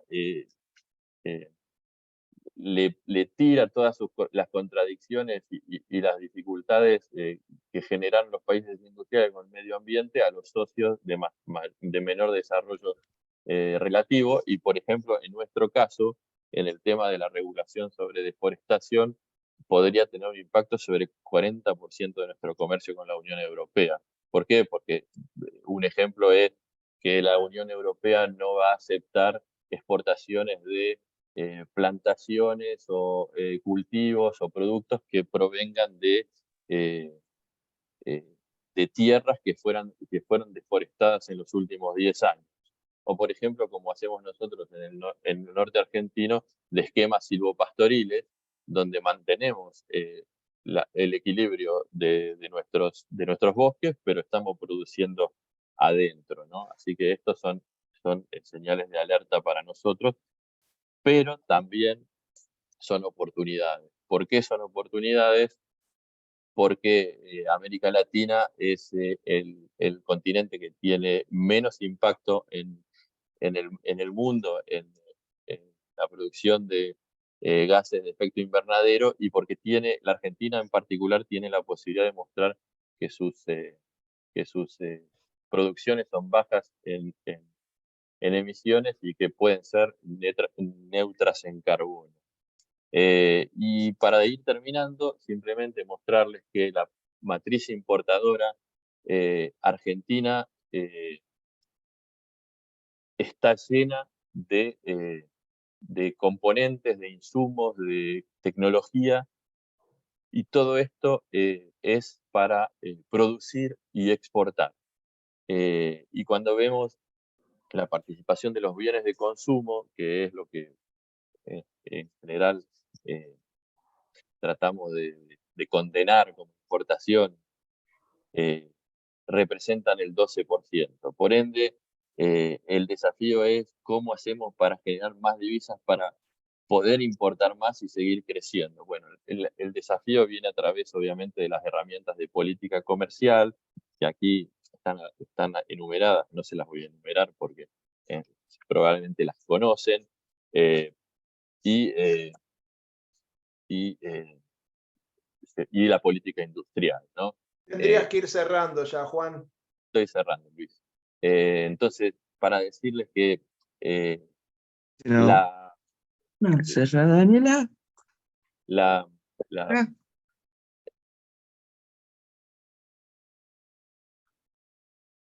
Te muteaste.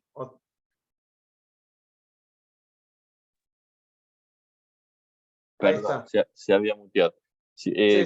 Voy cerrando, Luis. Simplemente contarles que bueno, la participación en los acuerdos regionales hoy entonces es clave para seguir creciendo nuestras exportaciones.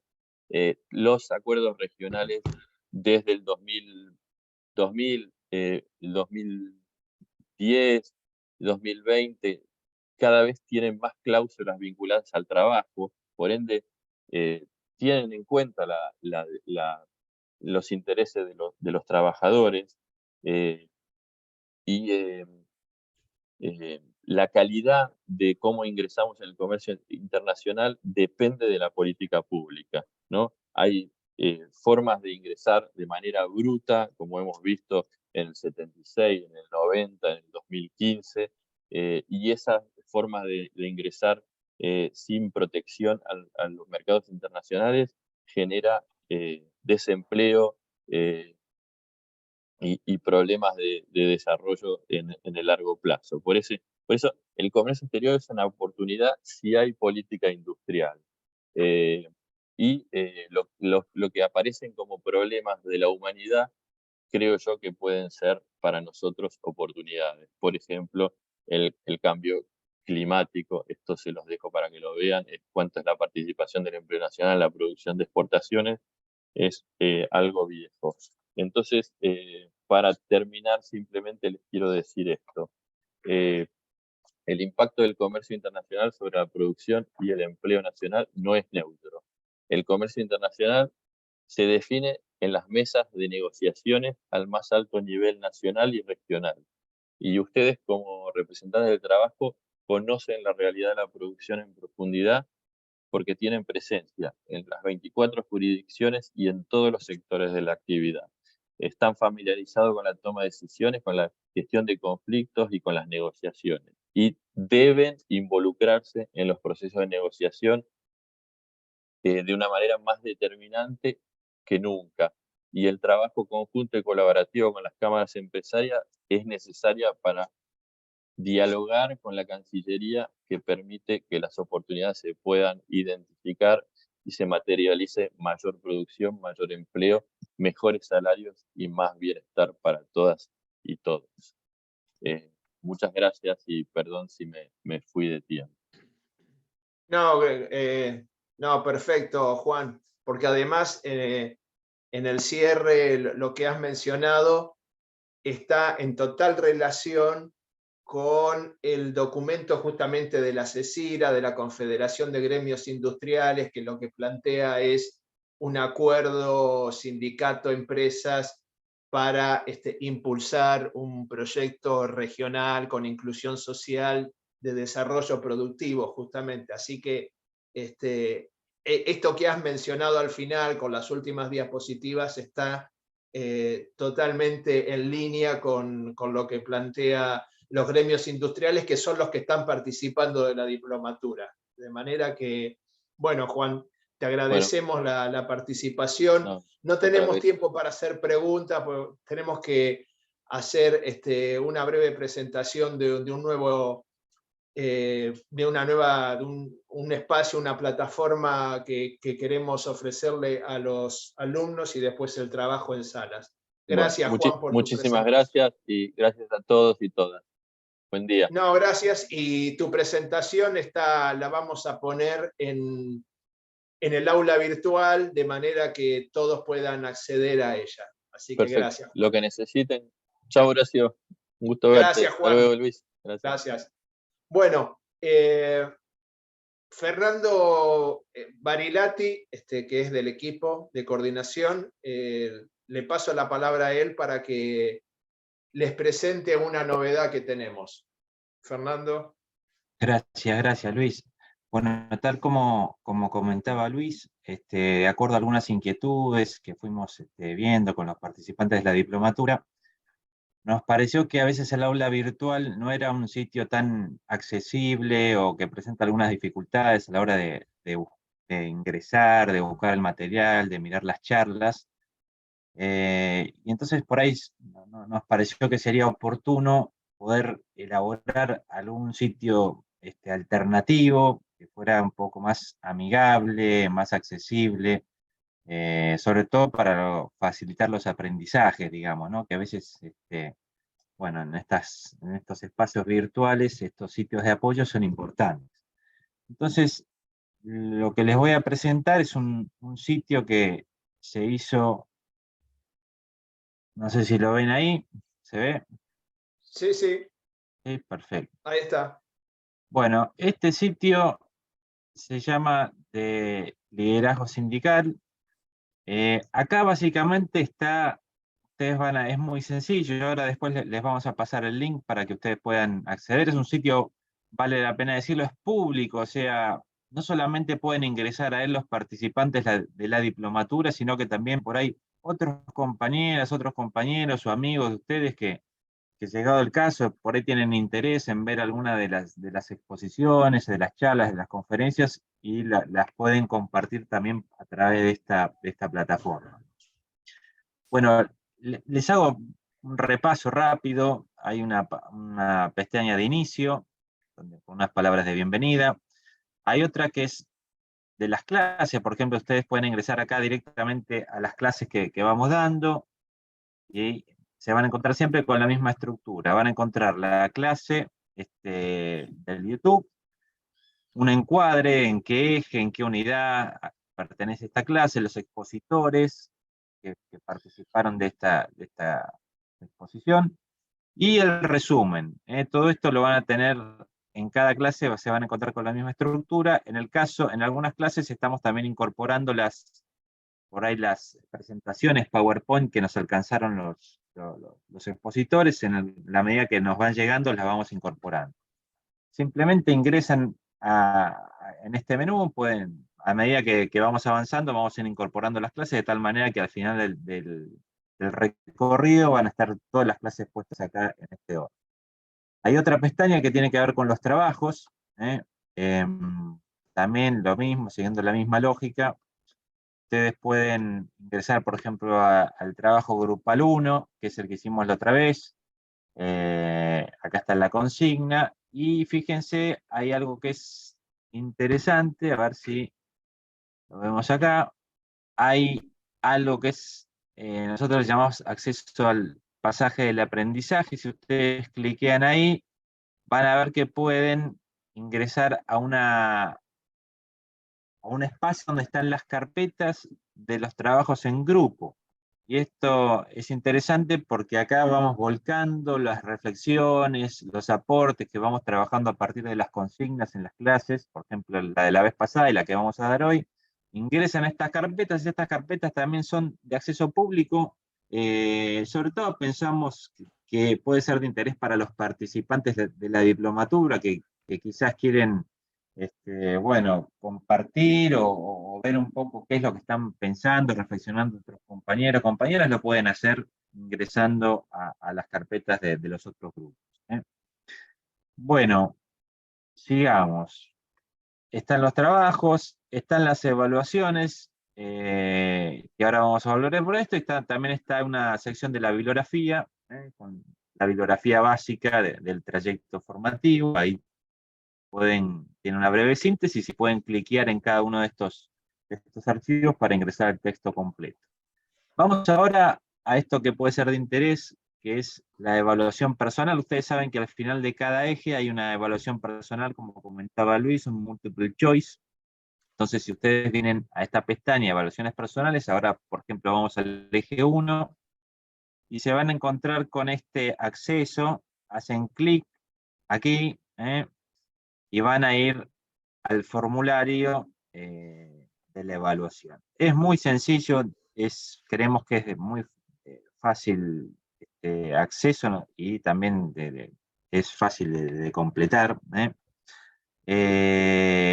Una vez que ustedes terminan, van a enviar la respuesta y ahí mismo les va a decir cuántas respuestas correctas obtuvieron. Para aprobar el formulario hay que obtener 10 respuestas correctas sobre 15. Si no llegan a esa cantidad de respuestas correctas, tienen otra oportunidad. La idea de esta evaluación no es que la gente se quede en el camino, sino revisar un poco, una oportunidad para volver sobre alguno de los temas que fuimos tocando. Bueno, les voy a copiar ahora el link del sitio ahí en el chat para que lo tengan. De todas maneras, cualquier duda al respecto la vamos conversando. Es un espacio que además les digo está en construcción, o sea que ustedes también de repente pueden hacer sus sugerencias o pueden ir aportando lo que les parezca oportuno que pueda aparecer en ese espacio, que les vuelvo a decir, no solamente está pensado para los participantes de la diplomatura, sino que si ustedes lo quieren compartir con compañeros del sindicato u otros posibles interesados, también tiene esa finalidad. Bueno, Luis, no sé si quieres compartir algo más. ¿O te parece que hay algo importante para decir con respecto al sitio? No, me preguntás a No. mí, no te escuché. Sí, no sé si, Ah, bueno, te preguntaba o te parece que vayamos directamente al trabajo final. Que sí, también sí, lo pasemos a podemos ver. eso. Dale, vamos a verlo. Al trabajo final también está en el sitio, así que ustedes pueden ingresar al sitio, trabajo grupal, trabajo final. Van al trabajo final, y acá está la consigna, que ahí sí te doy la palabra, Luis, como para que expliques un poquito la lógica del trabajo y propuesta. Bueno, gracias, Fernando. Bien, para este año hemos pensado el trabajo final con una modalidad distinta a lo que fue el año pasado. Para los que nos acompañaron el año pasado en la diplomatura, ustedes recuerdan, nosotros dimos 5 propuestas, delineamos 5 posibilidades o propuestas de trabajo final, y cada grupo elegía el trabajo, el tema de acuerdo a sus intereses y ocupaciones y tipo de gremio. Este año estamos planteando una modalidad distinta. Nosotros, desde la coordinación de la diplomatura, hemos definido 7 temas relacionados con la cuestión de las cadenas de valor. Recuerdan que en las últimas 3 clases hemos visto el tema de la cadena de valor alimentaria, el tema de minería y el tema de energía. Bueno, el trabajo final tiene que, va a estar asignado, designado y relacionado con el tema de cadenas de valor. Hemos definido 7 temas, son 14 grupos, por lo cual va a haber 2 grupos que van a tener un tema similar, ¿sí? Y los temas tienen que ver, 2 temas tienen que ver con la cadena de valor alimentaria, 2 temas tienen que ver con la cadena de valor minera, y 2 temas tienen que ver con la cadena de valor de energía, y el 7º tema tiene que ver en general con la cuestión de los recursos naturales, el cuidado de la casa común, o sea, el cuidado del ambiente, y el tema de la ecología en general, ¿sí?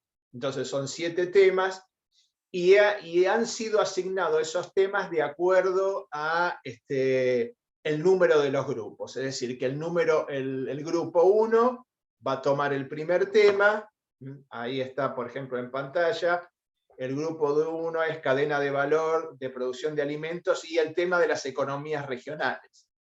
El tema 2 es también sobre alimentos, pero en este caso relacionado con el comercio internacional, es decir, cómo está jugando la cadena de valor alimentaria argentina en relación con el comercio internacional. Bueno, y así, el grupo 3 va a tener el tema 3, etcétera, etcétera. Esto va a ser oportunamente explicado ahora por cada uno de los moderadores de los grupos, de los cuales ya están al tanto de todo esto. Es un trabajo en grupo que ya se puede comenzar a partir de esta semana y que tiene que estar finalizado para el 30 de septiembre. O sea, el 30 de septiembre deberían estar entregados, terminados los 14 trabajos finales. Esos trabajos, ustedes saben, después de una revisión, van a ser publicados a fin de año para el cierre de la diplomatura, y con esto creemos que le estamos dando más riqueza a los trabajos, o sea, estamos trabajando sobre temas muy concretos, muy prácticos, y le estamos dando más riqueza también al trabajo final, en cuanto que va a haber una mayor variedad, una mayor visión también respecto de estos temas. Más especificaciones sobre el cómo, la cantidad, la extensión del trabajo final, cada uno de los moderadores lo va a hacer una vez que comience a trabajar con el grupo. Así que, bueno, por ahora esto sería, Fernando, la presentación del trabajo final. Después ya queda cada moderador que comience con su grupo el trabajo. Al menos que ladran los perros. Perfecto. Bueno, gracias, Luis. Entonces, si les parece, vamos a pasar ahora al espacio de trabajo en grupos. Ahí mismo en el sitio pueden encontrar la consigna del trabajo grupal 2, así ya hacemos un pequeño ejercicio de utilizar el sitio. Hay algún grupo, van a ver que se va a juntar con otro, porque hay algún moderador está con algún problema de salud, entonces van a juntarse algunos compañeros.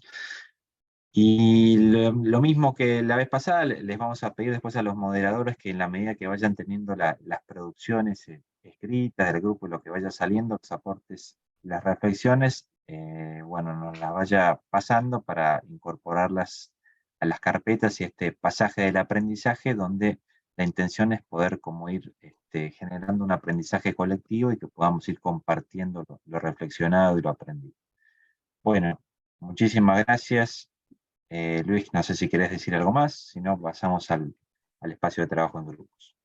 No, simplemente cerrar, agradecerle a Horacio Lenz, a Juan Usandivaras por la presentación del tema hoy del comercio internacional y geopolíticamente cómo juega la Argentina en ese escenario. Y ahora sí, pasamos al trabajo en salas, si nos pueden ir derivando a cada una de ellas.